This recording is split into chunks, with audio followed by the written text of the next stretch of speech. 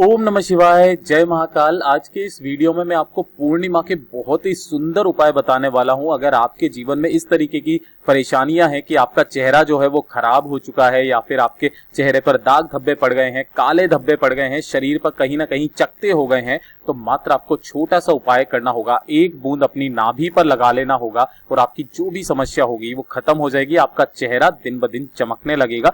पूज्य गुरुजी की कथा से सुन करके और समझ करके बहुत आसान सा उपाय आपको पूरे वीडियो में बताऊंगा। परंतु उससे पहले आप सबसे एक छोटी सी गुजारिश है, जो लोग पहली बार आए हैं चैनल को सब्सक्राइब जरूर कीजिएगा। वीडियो को लाइक करके महादेव जी का कोई सा भी प्यारा नाम कमेंट बॉक्स में लिखना मत भूलिएगा। देखिए, वीडियो के शुरुआत में मैं आपको बता देता हूं, आज के इस वीडियो में हम 3 महा उपायों के बारे में बात करेंगे, जिसमें से जो पहला उपाय होगा वो आपका चेहरा सुंदर करेगा, साथ ही साथ अगर आपके शरीर पर कहीं पर भी दाग धब्बे हैं तो उन्हें भी सही कर देगा। कुछ इस तरीके से काफी सारे लोगों के कमेंट आए थे कि चेहरा साफ करने के लिए कोई महादेव जी का उपाय बताइए, शिव पुराण का उपाय बताइए। तो पूज्य गुरुजी की कथा से सुनकर के ये उपाय आपके लिए लेकर के आया हूं। ये वाला उपाय मात्र और मात्र आपको पूर्णिमा के दिन करना होगा। और कब करना होगा? रात्रि में 9 बजे के बाद, जब चांद निकल के आ जाता है ना, उसके बाद में, रात में चांद निकलने के बाद में आपको ये वाला उपाय करना होगा। बहुत ही अजीब उपाय है। अगर आपके भी इस तरीके से चेहरा या दाग धब्बे या फिर शरीर पर कहीं पर भी चकत्ते पड़ चुके हैं तो आप ये वाला उपाय कर सकते हैं। ध्यान से सुनना, समझने की कोशिश कीजिएगा। देखिए, आपको एक थाली लेनी है और उस थाली के अंदर आपको 9 दीपक लगाने होंगे। किसके? मिट्टी के दीपक। ठीक है ना, जैसा मैंने आपको यहां पर दिखाया हुआ है। यहां पर आपके 10 दीपक दिखा रहे हैं, आपको केवल 9 दीपक लगाने हैं। ध्यान रखना, जितने भी 9 दीपक होने चाहिए उन सब में आपको लंबी बत्ती लगानी है और सभी के अंदर जो आप घी भरोगे वो आपको गाय माता का घी भरना है। ठीक है ना, गाय माता का घी भर करके आपको इस तरीके से 9 दीपक की थाली तैयार कर लेनी है। अरे कर लोगे? अब ध्यान से देखना, इस दीपक की थाली को लेकर के रात्रि को आपको पहुंच जाना होगा। कहां पर? आपके घर की छत पर। जब चांद देवता नजर आ जाएंगे, चंद्रमौली भगवान जी नजर आ जाएंगे, तब आपको चांद की रोशनी में उन 9 दीपकों को रख देना होगा, कुछ इस तरीके से। ठीक है ना, 9 दीपक आप रख दोगे और 9 दीपक के ऊपर ही रख करके चांद को देखते हुए आपको करना क्या होगा? एक और प्लेट लेनी होगी और उस प्लेट के ऊपर, इन दीपकों के ऊपर आपको वो प्लेट लगा देनी होगी। ठीक है, अरे लगा दोगे तो क्या होगा कि धीरे धीरे करके यहां पर इन दीपकों की अग्नि से इस पर कुछ कालोच जमने लगेगी। क्या करने लगेगी? यहां पर कुछ कालोच जमने लगेगी। ठीक है ना, आपको वो कालोच चाहिएगा। जब भी 10, 15, 20 मिनट जितनी भी देर लगे, आपको यहां पर कालोच इकट्ठी करनी है। किसकी रोशनी में? ये ध्यान दीजिएगा, पूर्णिमा की रात में जो चांद निकलता है उसकी रोशनी में। जब ये कालोच जमा हो जाएगी, उसके बाद में आपको करना क्या होगा? नीचे आना होगा और इस कालोच को निकाल देना होगा किसी भी एक डिब्बी में। ध्यान दीजिएगा, जब भी आप इसकी कालोच को निकाल रहे होगे, आपको चंद्रमौली महादेव जी का नाम स्मरण करते रहना है। ये चीज ध्यान रखना। मैं यहां लिख देता हूं, चंद्रमौली महादेव जी का नाम आपको स्मरण करते रहना है।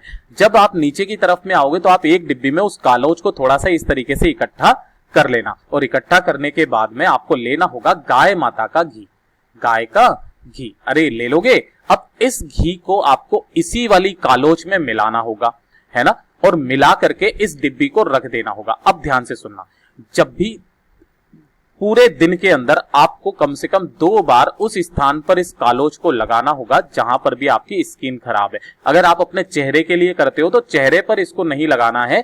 आपकी जो नाभि है, उस नाभि पर आपको सुबह के समय जब आप नहा धो लोगे, उसके बाद में ओम नमः शिवाय मंत्र का स्मरण करते हुए इस कालोच को आपको अपनी नाभि पर लगा लेना होगा। और शाम को भी आपको, जब आप रात को सोते हो तो सोने से पहले भी इस कालोच को आपको अपनी नाभि पर लगा करके सो जाना होगा।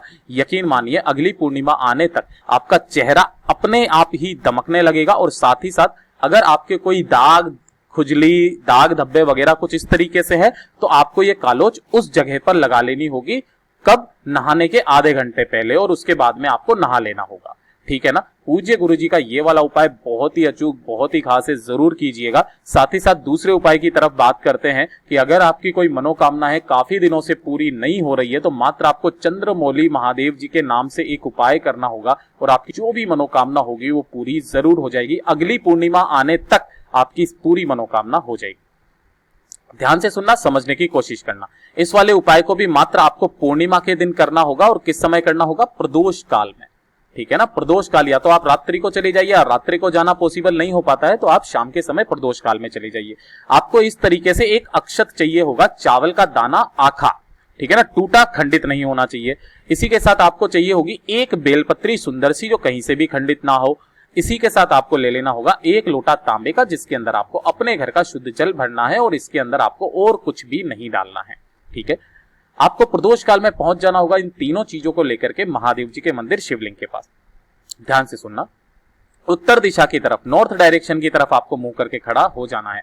अगर आपकी कोई मनोकामना, कोई विश बहुत दिनों से पूरी नहीं हो रही है तो पूर्णिमा के दिन आप इस वाले उपाय को करके देखिएगा। अगली पूर्णिमा आने तक आपकी जो भी मनोकामना है वो सकारात्मक तरीके से पूरी होने लगेगी। ये जो शिवलिंग का अपर वाला भाग है ना, ये ऊपर वाला भाग, इस ऊपर वाले भाग पर अपनी मनोकामना कहते हुए आपको चंद्रमौली भगवान देव जी के नाम से एक चावल यहाँ पर चढ़ा देना होगा। अपनी मनोकामना कहनी है और किन महादेव जी के नाम से? चंद्रमौली महादेव जी के नाम से, चंद्रमौली महादेव जी के नाम से आपको चढ़ा देनी होगी। अरे ठीक है, चढ़ा दोगे।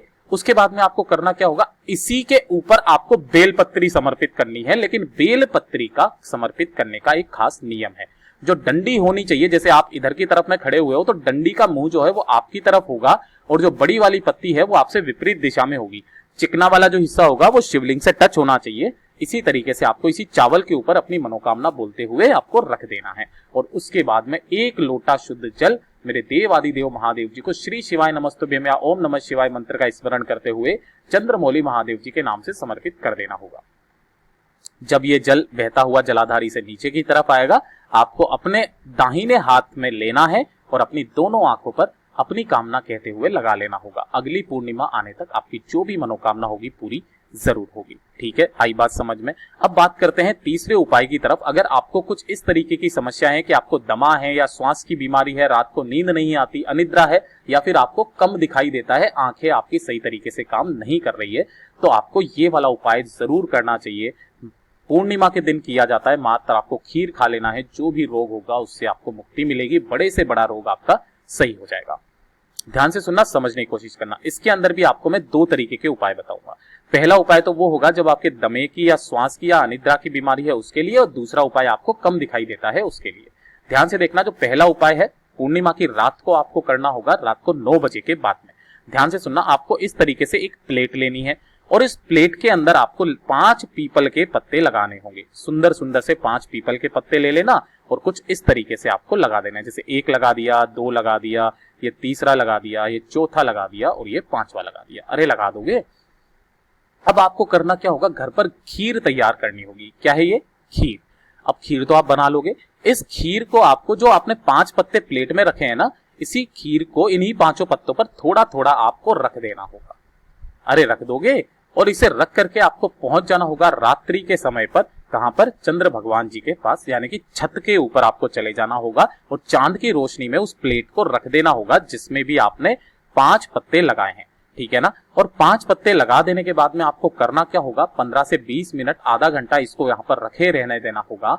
और जो भी व्यक्ति जिसको दमे की बीमारी है या श्वास की बीमारी है, रात को नींद नहीं आती है, थोड़ी देर रखने के बाद में चंद्रमौली भगवान देव जी का स्मरण करते हुए इस पर जो खीर रखी हुई थी, उस खीर को जो व्यक्ति चाट लेता है या खा लेता है, उसके रात को सोने की जो नींद नहीं आती है, उसकी बीमारी है खत्म होती है, सांस की बीमारी खत्म होती है, साथ ही साथ दमा वगैरह भी स्वस्थ होने लगता है। पूज्य गुरु जी का ये वाला उपाय बहुत ही अचूक और खास है, जरूर कीजिएगा। अब काफी सारे बच्चे कम उम्र में ही उनके चश्मा लग जाता है, आंखें खराब होने लगती है, काफी सारी समस्याएं आ जाती है कि वो ढंग से देख भी नहीं पाता है।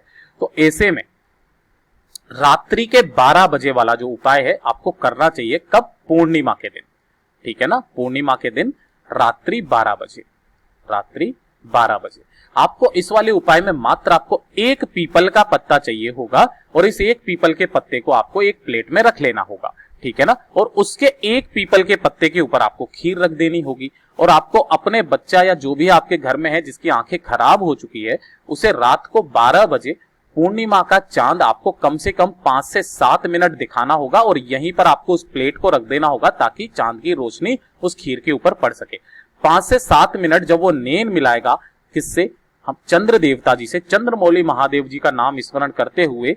ठीक है, तो 5 से 7 मिनट के बाद में उस व्यक्ति को जिसकी आंखें खराब है या कम दिखाई देता है, उसे उस 1 पीपल के पत्ते पर रखी हुई खीर को खिला देना।